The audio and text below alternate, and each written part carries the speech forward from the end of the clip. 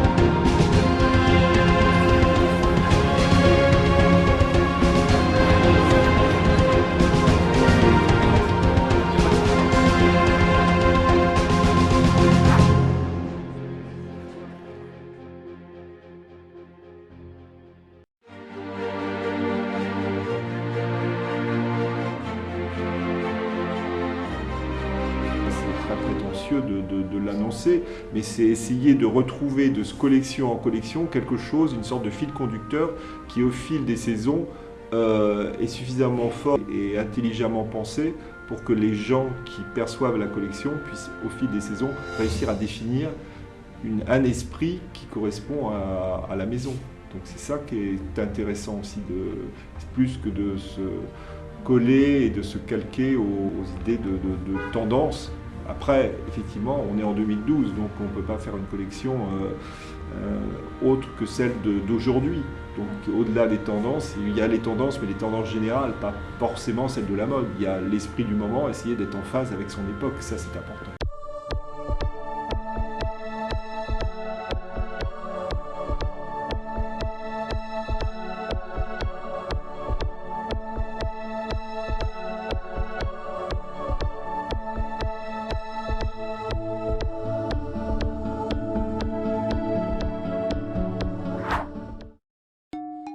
Les gens sont d'autant plus sensibles à la poésie, à un peu d'émotion qui doit passer dans ce qu'on montre. Je pense que je trouve que je retrouve ça souvent dans les vêtements de Christophe et c'est pour ça que je pense que c'est sa façon de travailler aussi. C'est pour ça qu'il s'entoure beaucoup d'artisans, de gens qui vont peindre à la main, pas que des gens qui font de la plume.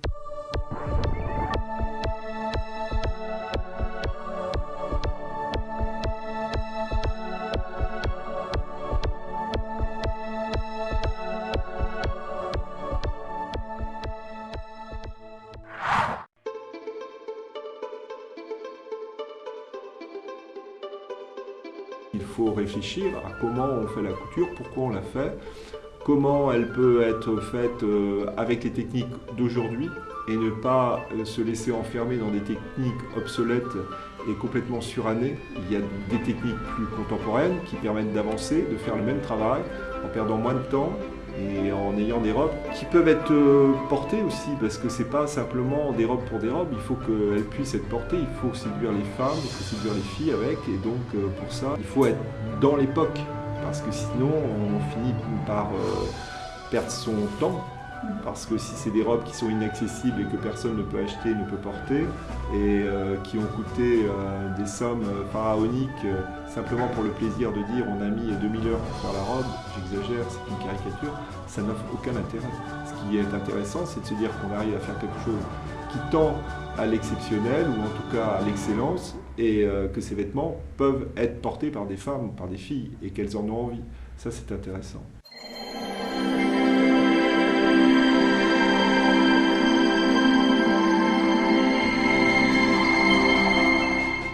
Nous sommes en train de faire une jupe en plume d'autruche. C'est quelque chose dont on a commencé à éventuellement en parler, peut-être, je ne sais pas, un mois avant le défilé, peu importe. C'est arrivé une envie de jupe en autruche. Finalement, si on fait que apporter une technique, ils ont déjà l'image dans leur tête et je pense qu'il faut leur amener aussi une forme de surprise, d'amusement.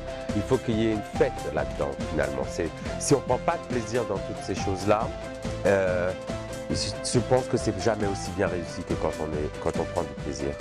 Le plus abouti, le plus réfléchi, le plus pensé, le plus séduisant aussi, parce qu'on essaie de séduire les gens à travers les vêtements. Donc voilà, c'est vraiment des cœurs qui battent à l'unisson pour une même histoire. Et le prendre du plaisir, c'est pas soi-même, c'est toujours une chose qu'on partage, le plaisir, n'est-ce pas?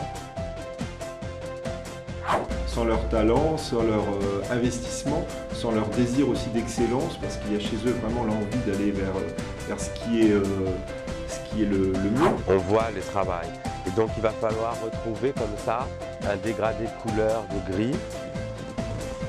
La collaboration avec Eric, elle a duré jusqu'aux derniers instants qui précédaient le défilé, puisque je crois qu'on est allé chercher sa robe à 8h du matin, on défilait à 11h30. Et on va essayer de donner la sensation que vraiment le blanc, c'est comme un peu la fin de la robe qui se désagrège, comme l'écume de mer. Il faut que ça ait l'air de partir comme ça.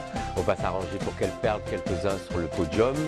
Comme ça, on a l'impression que la robe s'en va avec elle et que c'est presque cousu en même temps. Elle est arrivée au dernier moment, ils n'avaient même pas complètement terminé de travailler dessus, parce qu'ils avaient passé la nuit. Ils ont repris d'ailleurs, après le défilé, ils ont repris la robe pour la retravailler, la finir et qu'elle soit parfaitement aboutie. Et savoir, ça va dépasser les 200 heures de travail. Donc bien sûr, ça peut être ronflant, mais ça sera tellement plus que ça. Le défilé, elle avait encore quelques plumes qui manquaient, mais c'était un travail titanesque. Et même mes parents font des petites plumes avec, vous voyez ce que je veux dire, qu'ils sont à la retraite. Donc tout le monde est engagé dans cette aventure. Eric, je collabore avec lui depuis plus d'une dizaine d'années. Et je pense que il donne une forme de liberté aussi à chacun dans l'expression, donc ça permet aussi d'apporter un peu de l'émotionnel de chacun qui va être véhiculé sur chaque vêtement. Donc certainement ça participe à la poésie finale, ça je pense. Bon ben voilà, hein. On va retourner travailler, on va continuer.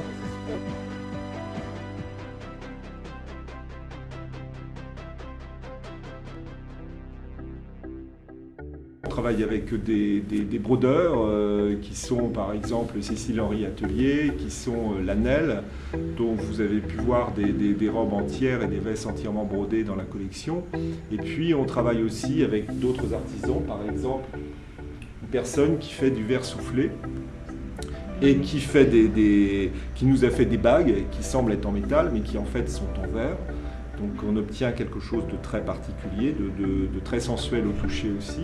Il y a une âme je trouve dans l'objet, dans ce qu'on fait. Donc la même chose pour cette ceinture qui, elle, est un mix de travail de gens qui font les ceintures à Paris, des ceinturiers, et là, une ponctuation de verre soufflé. Donc on fait aussi une interaction entre différents intervenants, c'est-à-dire les gens qui font les ceintures, les gens qui soufflent le verre, on obtient cela, quoi.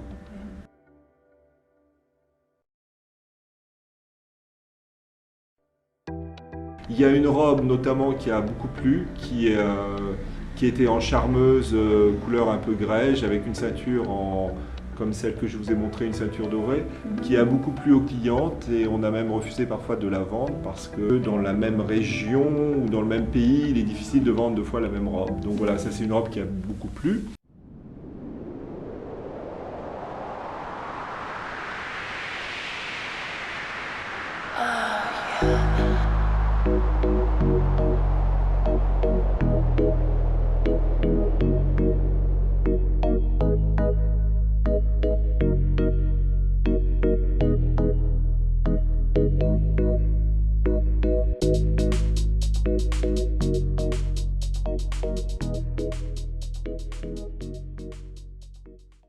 Parfois, les modèles qui défilent sont vendus à certaines clientes qui, elles, ont des corps suffisamment élancés et menus pour pouvoir s'approprier une robe de haute couture, ce qui n'est pas forcément évident parce que les mannequins sont quand même extrêmement menus, très fines, presque parfois maigres. On a du prêt-à-porter, hein, donc on est à notre troisième collection de prêt-à-porter. Le prêt-à-porter, nous ne le présentons pas à la presse, enfin on ne fait pas de défilé parce que pour le moment ce n'est pas nécessaire. Les lignes directrices de la couture, d'essayer de les retranscrire en prêt-à-porter sans en faire une sorte d'ersatz ou de pâle copie de la couture. Les robes de prêt-à-porter doivent être suffisamment fortes pour se défendre sans avoir besoin de se raconter en expliquant quelles sont la déclinaison de la couture. Donc, mais on s'inspire, on garde l'esprit de la couture qu'on essaye d'insuffler dans le prêt-à-porter parce que ça donne quelque chose de plus cohérent, parce que aussi la couture fait rêver et elle fait rêver aussi certains acheteurs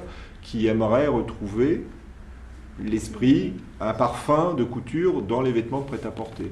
Donc ça, c'est ce qu'on essaye de faire, mais j'explique mais ce qui est important, c'est qu'on n'ait pas quelque chose qui soit une sorte d'ersatz de la couture, une sous-couture, c'est pas le propos, ça reste un vrai prêt-à-porter, qui a sa propre entité, sa propre identité aussi, mais qui est évidemment parfumé des effluves de la couture.